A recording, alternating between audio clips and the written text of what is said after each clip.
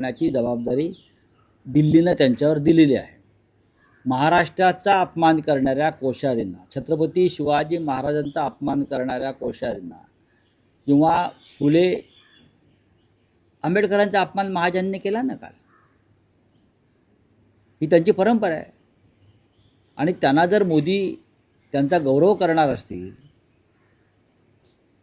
आणि राज्याचे मुख्यमंत्री कोश्यारींचं समर्थन करणार असतील तर महाराष्ट्र हे नाव तोंडात घेण्याचा त्यांना अधिकार आहे का, हा प्रश्न आहे. गिरीश महाजनांनी व्यक्त केलेली दिलगिरी आपल्याला मान्य आहे का? त्यांनी दिलगिरी व्यक्त केली. ठीक आहे. असं आहे की एकदा त्यांनी ते कॅबिनेट मंत्री आहेत, त्यांनी जे दिलगिरी व्यक्त केली असेल तर त्या विषयावर पडदा पडला पाहिजे. त्यांनी जे दिलगिरी चुकीचं आहे. 26 जानेवारी या दिवशी भारताला संविधान मिळालं, भारत प्रजासत्ताक झाला.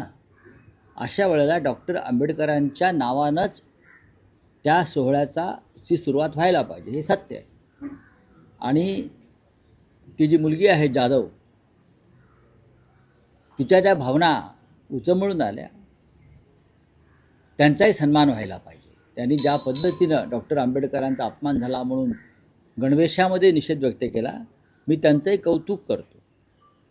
पण आता मंत्र्याने माफी मागितलेली आहे, नाक घासलेला आहे, ह्याच्यावरती आता फार विषय ताणू नये. याआधी आपण बघितलं तर मुंबई महापालिकेत भाजप, शिवसेना, शिंदे असा एक गट